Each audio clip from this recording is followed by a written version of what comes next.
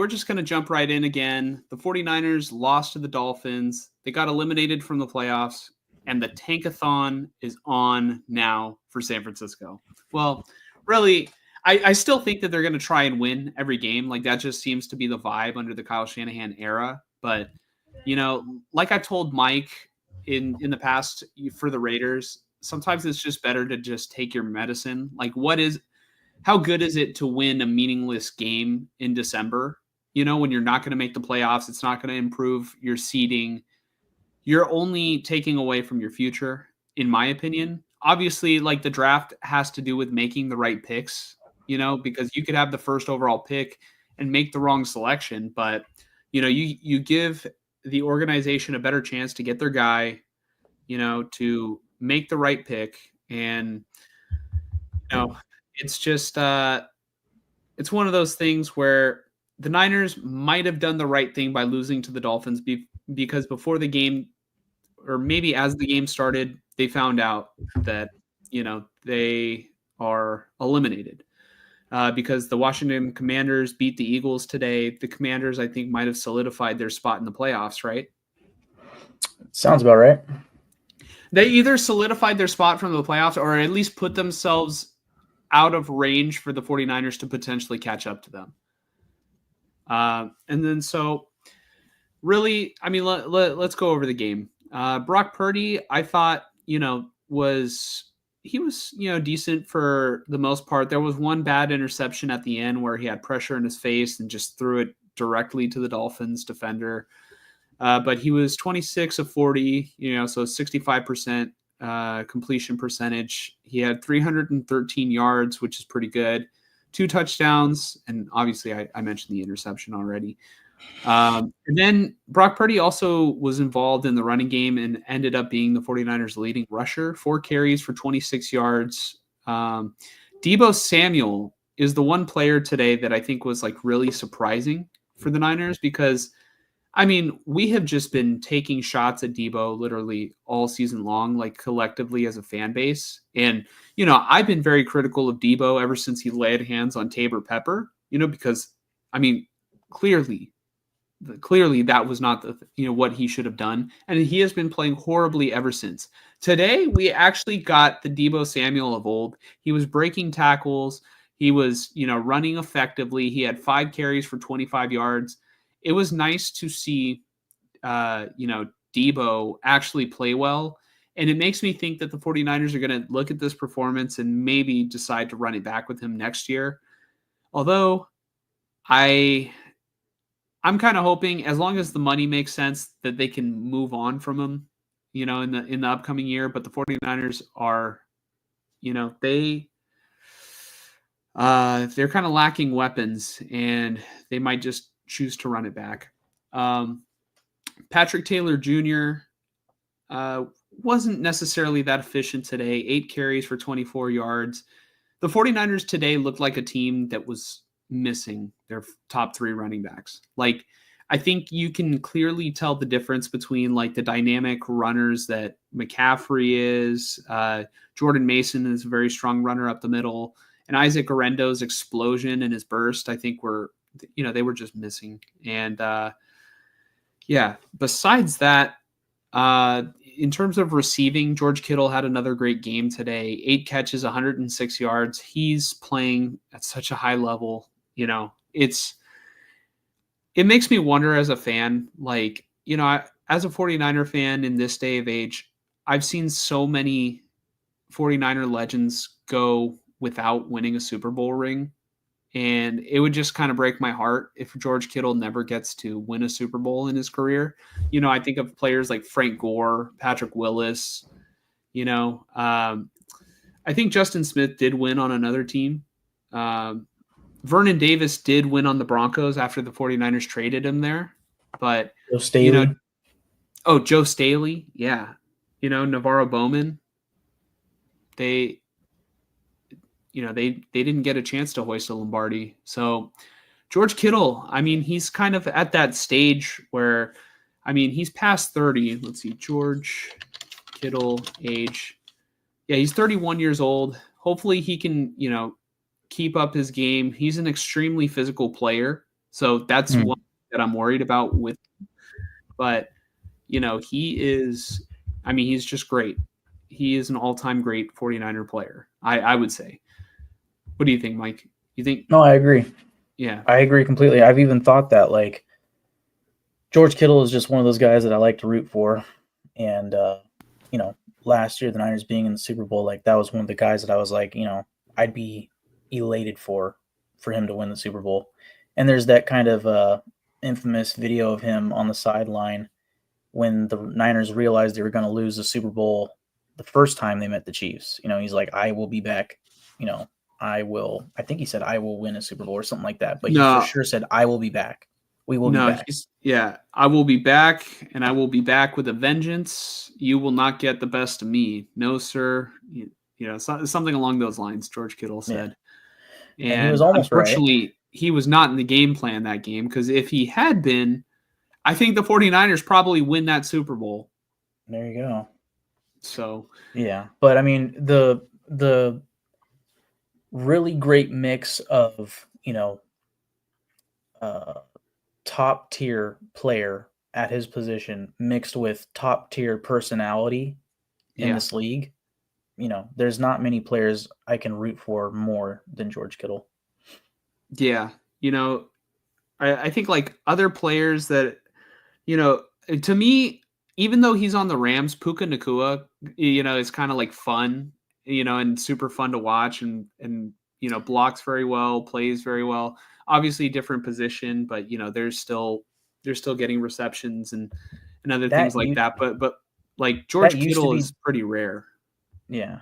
The way that you feel about Puka Nacua is how I used to feel about Travis Kelce. Then he started winning and, becoming way more public and, whatnot. But, or, well, he's just kind of become a little bit corporate too, and he's commercialized. Really, commercialized is the proper term for that. Yeah. But let's see here. Debo, not just was effective on the ground game. Debo had 7 receptions for 96 yards and a touchdown. The touchdown looked kind of similar to the play that he dropped last week that probably would have been a touchdown. So, it's nice to see that Debo, he stepped up, but to me, where was this a couple weeks ago? When we were trying to get in the playoffs, like last week was the must-win game. Where was this last week? This game, right at the beginning, we found out that it doesn't matter. But yeah, I guess I'm being a little bit more harsh on Debo because, on Debo than Kittle, because Kittle's been doing this like all year. Kittle has been consistently good, this entire season, and Debo has, this is, I think, by far been his worst season in the NFL. But he had a great game today. So, honestly, the 49ers didn't win, but it was probably for the best that they didn't. Juwan Jennings had 4 catches, 51 yards, pretty typical day. Still really good. Ricky Pearsall got a little bit more involved today, 4 catches, 37 yards. And then there was a moment in the game where he was getting yelled at by one of the coaches. I didn't get a chance to watch like any of the post-game interviews, but I'm just wondering, like, what was the deal with that? Did he run the wrong route? Was he having attitude? Like, that's something that I want to know. And then the only other notable catches were Eric Sobert caught a touchdown today, and it was a 2-yard touchdown. And then Kyle Juszczyk did have this. It was a pretty sweet screen design by Kyle Shanahan. That's one thing. I felt like Shanahan was more creative today than normal, but obviously they just didn't win. I think Miami was playing for more, and it was in the best interest anyway for the Niners to lose. But there was a play to Juszczyk. It was like a 20-yard gain on a screen, and it was cool to see Juszczyk's number be called and it be, I feel like the entire season we have seen plays designed for Kyle Juszczyk that have just been like, well, why'd you call the play for him? And then Mhm. this one finally paid off. Like this is, I think, how Kyle Shanahan drew it up all season long, for plays for number 44. And yeah, it just it hasn't clicked until today. But that was just one play. In terms of the defense they were not very good today. They did not necessarily defend the run well. They didn't pressure Tua very much. They didn't register a single sack all game.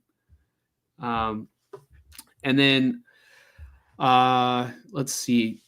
Let me look at Devon Achan's stats, because Achan had a big game. The 49ers did not answer. Like, really, that was the tail of the game today. It was just that the 49ers could not necessarily get their run game going, consistently, and they couldn't stop the run on the other end because Tua didn't even have that great of a game. He just didn't throw an interception. So Achan, 17 carries, 120 yards and a touchdown.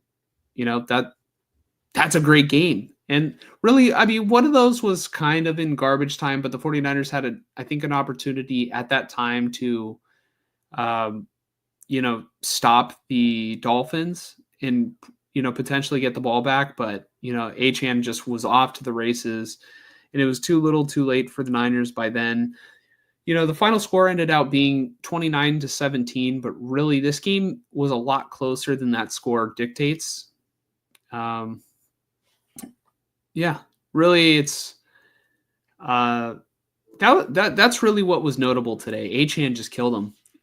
Achan also had 6 catches for 70 yards. So, when you get the a player on the other team getting like nearly 200 all-purpose yards on you, you're not going to have a good day.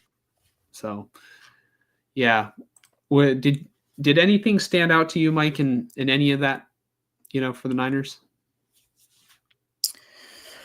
Well, I think we both picked the Niners to win this game, and I don't know. I guess I expected Garendo to play, but he didn't play in this game, right? Mm-hmm. Garendo, he hurt his hamstring, and then, that could be.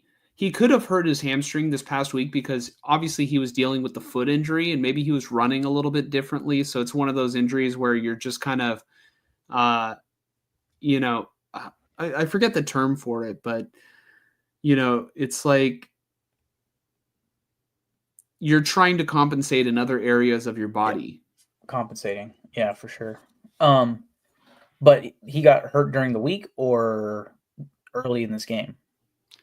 No. Garendo didn't play. He was out. That's what I thought. Yeah. So, and he was ruled out a couple days ago. Okay.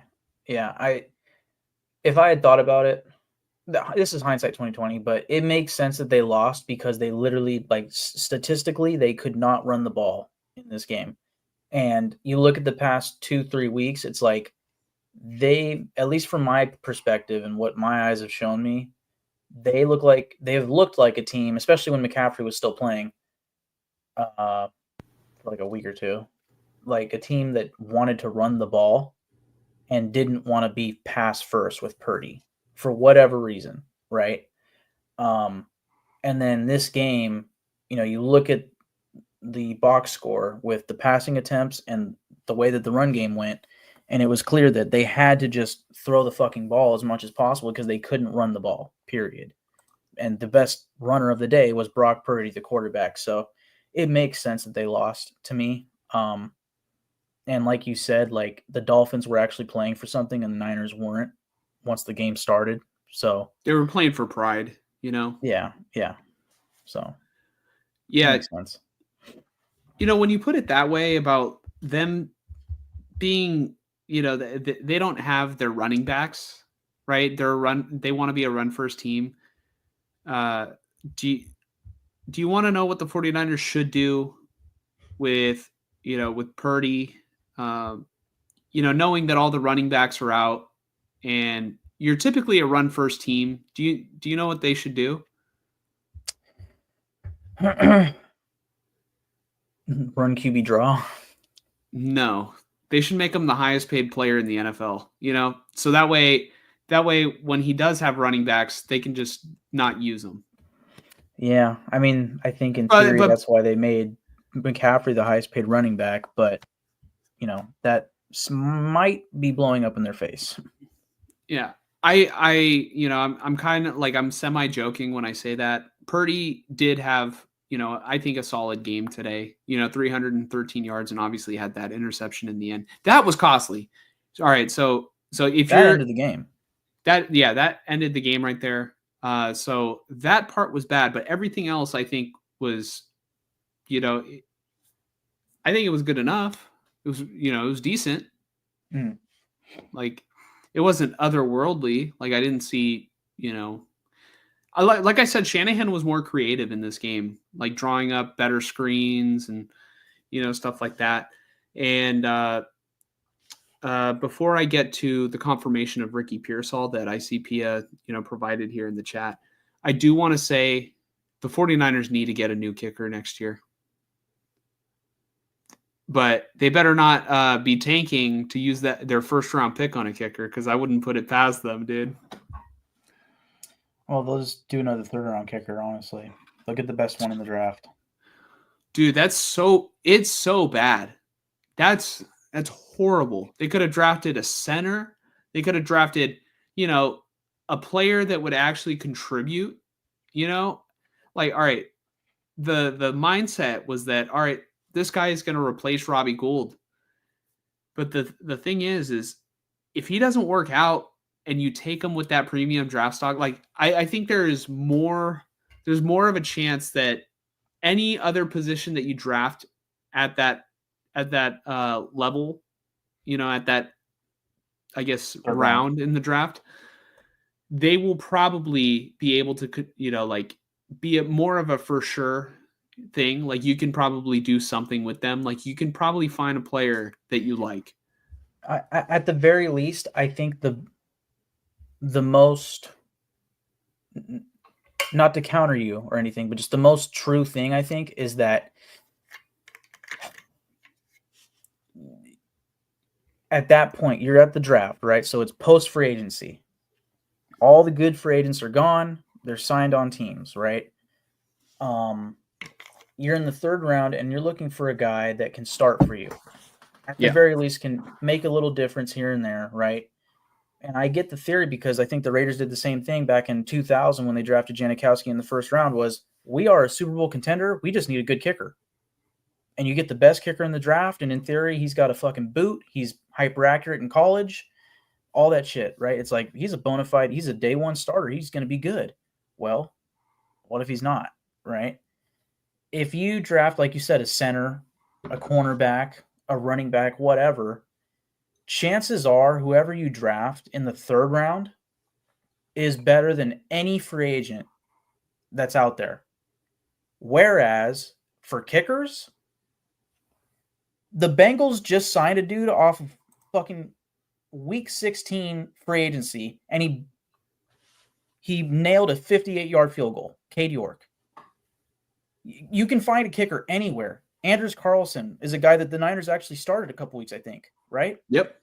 He's perfectly fine. You know who's not at this point? Moody. Like, you can find kickers. You can keep trying them out until you find the right guy. Like, I don't know. Eddie Pinheiro, okay? Eddie Pinheiro is the Panthers kicker. Because Justin Tucker has finally started missing kicks, he's no longer the most accurate kicker in NFL history. You know who is? Eddie Pinheiro. You know who Eddie Pinheiro is? He used to be an undrafted free agent for the fucking Raiders. He was sitting behind Janikowski at the end of his career. At least I think it was Janikowski. And then he was always on the practice squad. And then eventually, I think, for 1 year, Pinheiro was the starter for the Raiders. I could be wrong. And then whatever happened, they let him go because he wasn't that good at the time. Now he's the most accurate kicker in NFL history currently. Just a random dude. You can find him. So, yep. Yeah, that's the thing. You can find kickers, and the 49ers have to find a kicker this year. Moody Moody may be good somewhere else, but right now I feel like there's a lot of pressure on him because he was thrown into a team that had Super Bowl aspirations. And then now you have guys coming up to you on the sideline, already like, Debo did a couple weeks ago. And that has to get in your head, dude. Like, I don't know. If you have self-doubt as a kicker, that's one of the worst things that you can have. I feel like kickers, maybe besides quarterbacks, kickers might have to be the most mentally strong player, on the team, because literally they have one job, and that's to get the ball through the uprights, right? Yep.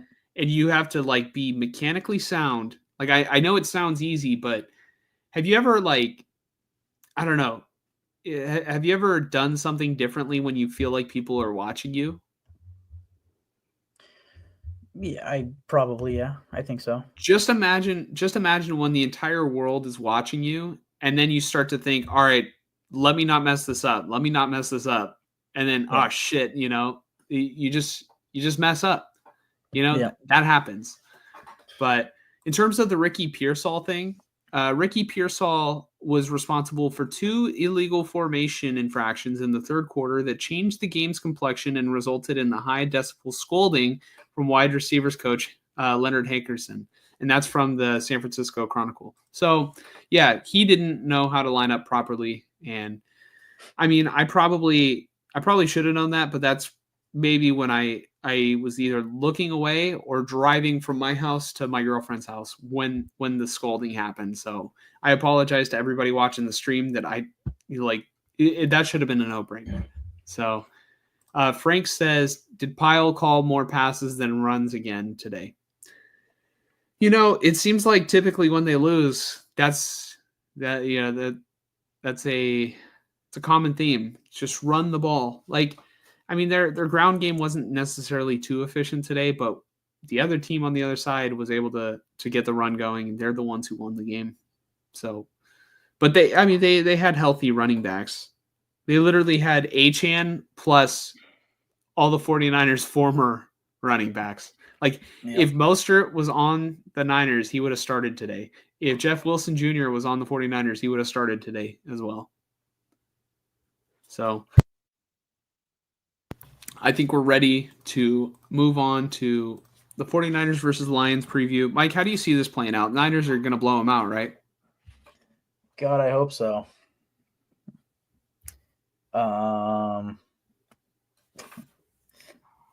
If they're losing to the Dolphins the way that they did, you would need Garendo to come in and have the most magical game of his career to beat the Lions, I think. And you would need a stellar performance from the defense, and I just don't think that's going to happen. And also,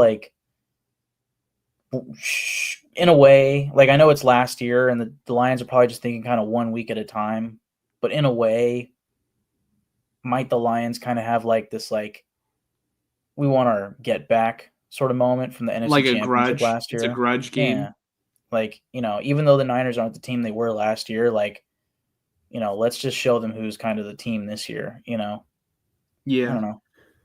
I fully expect that Detroit wants to get payback on the Niners, because they probably felt like they should have won that game, and they had so many players play great in that NFC Championship, and then they just let it slide. I think if you look at the human aspect of it and the sports psychology, it's it's got to be on their minds a little bit. For guys like Goff, Amon-Ra St. Brown, Jahmyr Gibbs, at the same time, I feel like everybody's expecting this to be a blowout, in the Lions' favor. And I do think that the Lions will win convincingly. To me, this screams like one of those games that, it should be it really should be the Lions just dominating the 49ers and running up the score. That's what it should be. But I could also see a scenario where the 49ers are able to sustain drives in this game and just not score, and that milks away the clock, and it's just one of those slower kind of games. But, yeah. Ultimately, the right answer is probably the Lions are just going to massacre the 49ers. That's likely.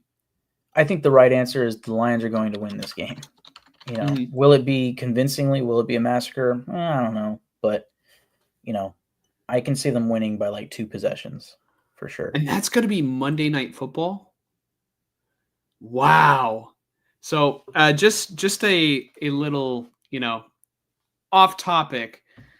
It looks like right now, based on current projections in Mike and I's fantasy league, he and I are going to face off in the championship. And I'm a Jahmyr Gibbs fantasy manager. So Mike is not going to be able to feel comfortable until Monday. One way or another. He will not. I don't think like he can have any sort of closure unless he's just up by a lot, or down by a lot. Yeah. So, yeah, man, because it could be one of those games where the Lions just keep scoring and scoring and scoring. But like I said, it could be one of those games where we expect it to go that way, and it's just like the Lions just take care of business. But they just don't roll. They don't roll like that. But like we expected a couple weeks ago, the Lions to blow out the Bears, and they almost lost. And then Eberflus got fired after that because they didn't take the time out. Right. They had that game in the bag. It's just so weird. They don't have David Montgomery, and I feel like honestly, that is probably the biggest piece of the Lions offense that is missing right now in terms of how to attack this 49ers team from their perspective, because the Niners right now are struggling to stop, interior rushes. The running backs are able to, get going. If they could just alternate between Jahmyr Gibbs and David Montgomery, that would be like, that's all they would have to do, really. Yeah. Because I don't think the 49ers have the capability to stop it at this point. Well, really, they should just rest Jahmyr Gibbs. The Niners offensive line, I mean, not the Lions offensive line is no joke. They are, they're great. They're one of the best. Them and the Eagles, their offensive lines are just nuts. Yeah. The Lions defense though is pretty banged up, but they still play very well. And I think like Daniel Tosh said this like probably over 10 years ago in one of his stand-up specials, but the best defense is a constant offense. That's pretty much the Detroit Lions, because they don't take their foot off the gas. Yep. And we saw that last year with the NFC Championship game. Like they went for it on 4th down how many times, and that ended up being their demise. Instead of playing it smarter and trying to play the clock, they were playing to win the game every single play. And that's just the kind of coach that Dan Campbell is. I will say, like, all right, how would you feel, Mike, if Dan, like, all right, let's just say Dan Campbell is the coach of the Raiders, or let's just say you're a Lions fan. Do you do you get tired of Dan Campbell's antics of going for it like so often and just the way he kind of runs the team? I don't think I do. Like I know last year, I don't know if it was the playoffs or no, it was like New Year's. So it must have been like week 16, like a year ago, or 17, I guess. Yeah, it must have been week 17 against the Cowboys was when they went for 2 or something weird like that, and they didn't get it. Remember that? And there was like a penalty. It was a weird play. Yeah. It was against the Cowboys. I remember that was one of the more damning ones that he did. Yeah. But it just, to me, the way I see it is like it's just him having the ultimate confidence in his team, and he's just, we can win the game here. Yeah, go do it. And if we don't,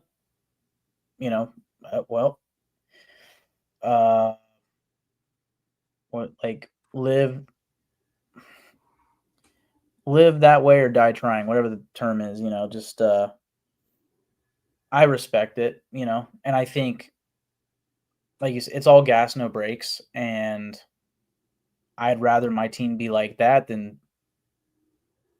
you know. Yeah. So I wouldn't have a problem with it. Honestly, I just think it's really cool, really unique that like, all right, at every point in the game, it's like they put the game in their own hands. And Mm-hmm. as long as they execute, which they do at such a high rate, as Yep. long as they execute, it's really hard to beat the Lions, I think. Like Yeah. they're the only team that I really feel like can beat themselves. Like, if they lose, it's probably because the head coach chose to go for it and they did, obviously they didn't convert. Like those are Yeah. decisions that can lose you the game, but I mean they're such a well-oiled machine. And then Yep. I really feel like the players are bought into that style too, because it's part of the reason why they're successful is because like the coach, puts that belief into them.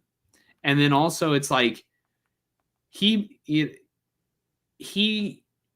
through his actions shows shows the players that he believes in them by going for it. And they're gritty, they're scrappy, and that, it's just cool because it's such a Lions vibe or such a Detroit vibe, you know?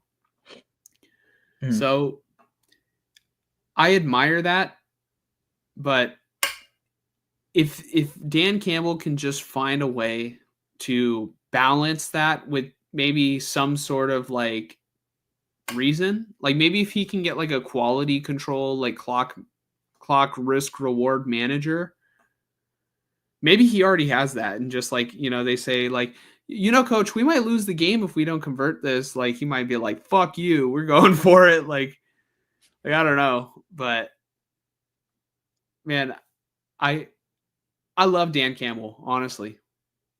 Yeah. So I guess to tie this all back together, I got the Lions winning big time. Agreed. And dude, if the Lions lose, they are risking so much by losing this game. They're risking the 1 seed in a first round bye. Could you imagine if they lose and then Minnesota gets that first round bye? Oh yeah, no, they have a lot to play for. I didn't realize that Minnesota is tied with them until I saw the standings tonight where they had that guy on, I don't know if it's NBC or what, where he does like, it's like politics forecasting, but it's for Uh-huh. football playoff scenarios. And this guy was just showing how it's like, Lions are at 11-3. I think they're 11-3. The Lions, I Eagles, think, are. Do they have 3 losses or 2?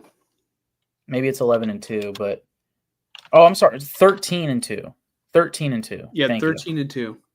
I knew there was a 3 in there. Anyways, so they're 13-2. The Eagles are 12-4 because they lost today to the Commanders, and then the Vikings are 13-2. But obviously, the Lions right now have the tiebreaker.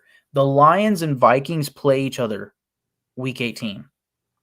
That should be the final game of the season. That should be Sunday Night Football because that is for the 1 seed, most Dude, likely. that's not just for the 1 seed. The Lions are playing to have home field advantage in the playoffs. Dude, they're in the same division as the freaking Vikings.